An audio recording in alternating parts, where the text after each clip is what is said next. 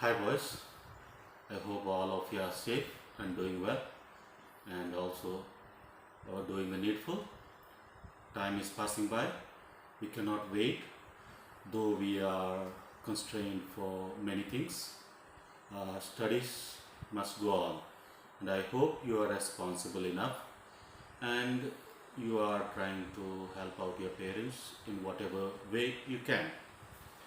Today, my dear boys, in this short section, I would like to introduce to you chapter number 3 and 4 of your history lessons.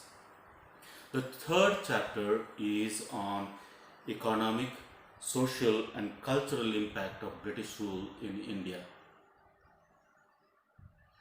And this chapter has got 4 sections. The first section is about the impact of British rule in India. As you know, the British came as the traders or the merchants. The basic purpose of coming to India was to make money, and they invested and they wanted to trade with India, make profit. They wanted to take away the raw materials and they wanted to treat India as a market for their finished products. But consequently, they became the rulers. But how to govern this vast country? There were differing opinions. Europe itself was developing not only industrially but also intellectually. And therefore, there were very many schools of thought which were proposing their own view as to how India should be governed. And this section, the first section, is basically regarding that. There were 3 basic schools which had their own opinion about how to treat Indians, whether to stay aloof and worry about only the economy or do something about it, about socially as well as educationally, whether to interfere in religious matters in India or not. So this section is about that. The second section is about the reforms that were proposed by Indian thinkers, Indian reformers. India was not a perfect society, as is all the societies all over the world.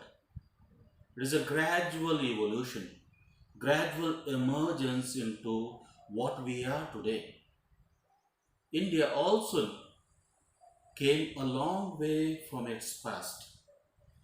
In this regard, there were many thinkers, many reformers who have done significant work. And in this second section, you are going to study Brahmo Samaj and its founders' work, that is Rajaram Mohan Roy and his contributions.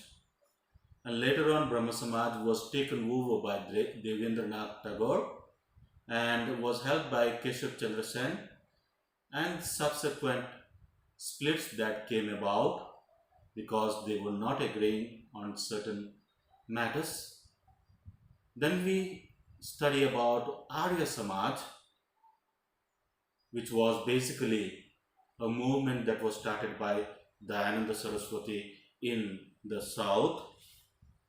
And as regards to another significant community among the Muslims, which also needed reforms, and the contribution of Sir Syed Ahmad Khan and his Aligarh movement towards reforming the Muslim society.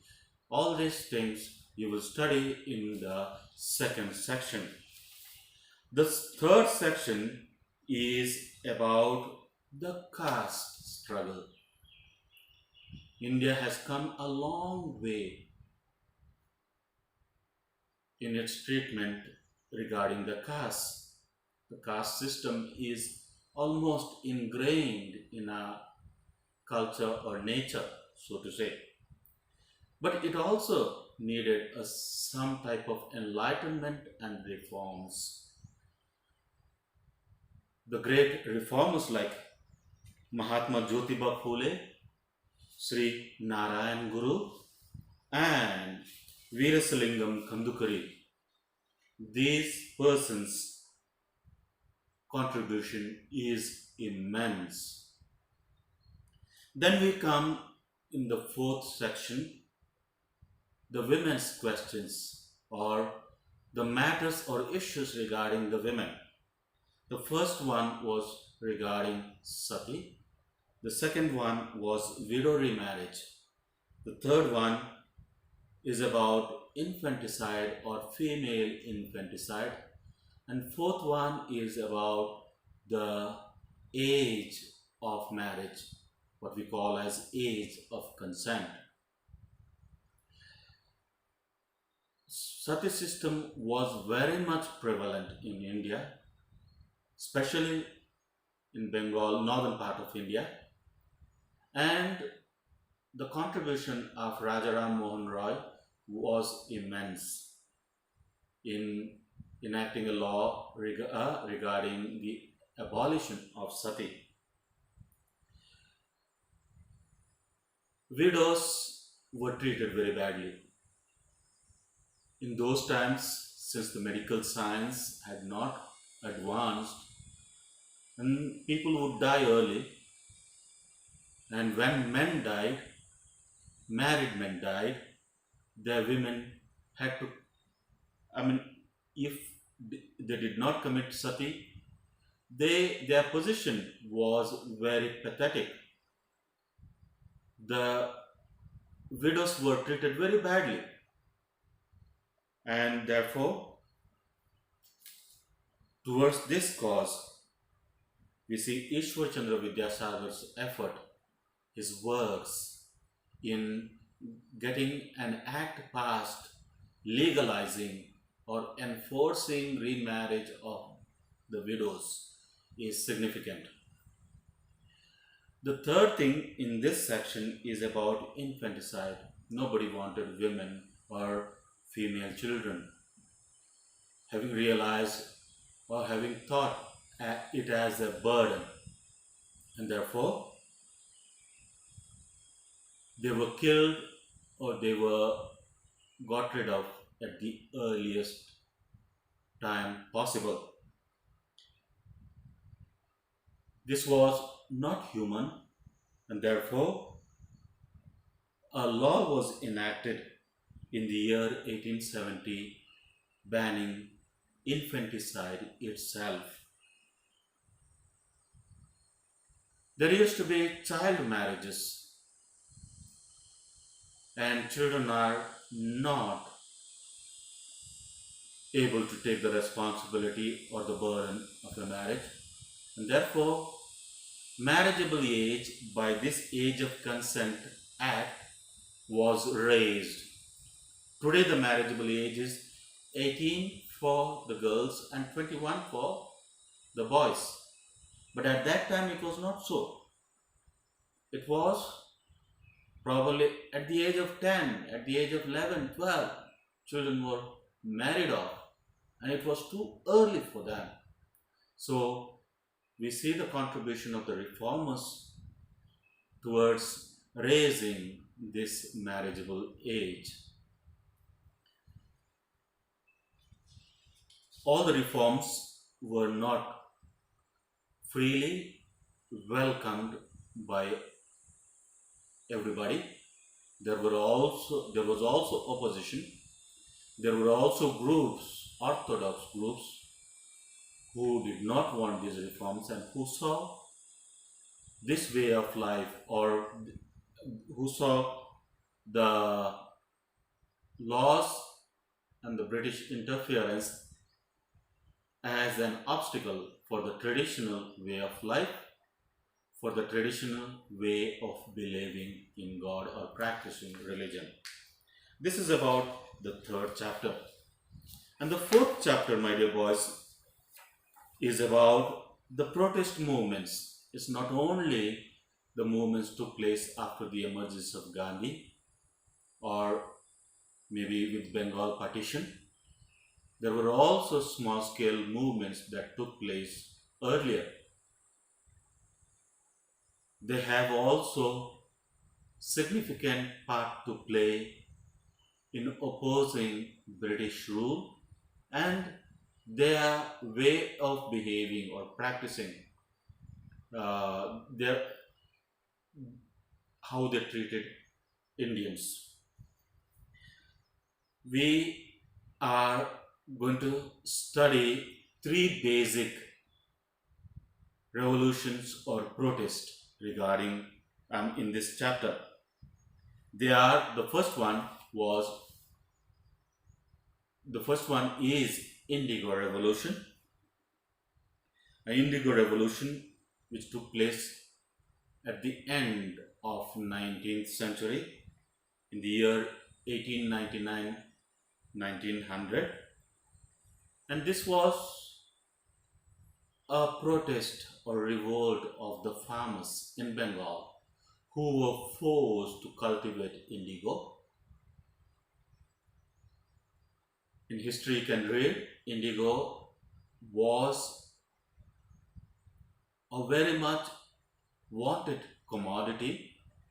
It was used for dye, for coloring, and it was very much sought after in Europe.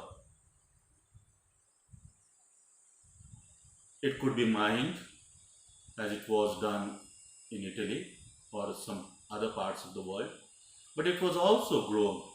It was grown in India and the British exported it. It was very precious. And this was before the emergence of the synthetic dye. Therefore, Indian farmers were forced to cultivate, and on account of this cultivation, they had to face a lot of atrocities by the planters and the British. They also had to give up their traditional way of cultivating paddy or food crops and thereby faced poverty. The second protest is called as the Deccan riots. On account of being enslaved by the moneylenders and having been reduced to poverty and losing the land, the farmers in the south, in the Deccan, revolted, and this was in the year 1875. And the third uprising or the revolt is of the Mundas. This is in some parts of Bihar and today's Jharkhand, whereby once again the farmers were reduced to poverty and landless situation, and therefore they did not see any other means of resolving this issue. Under the leadership of Birsa Munda, they revolted in the year 1900. And these two chapters show us how, first of all, Indian society has emerged, has improved, and secondly, how the revolts have contributed to the Indian nationalism. One more thing that I would like to inform you, that there will be a file today. You will find it in the website about the projects. Please go through it and please do the needful. On Monday, during the given time, you will have to register your chosen topic and get it approved by me. Wish you all the best. Have a nice time.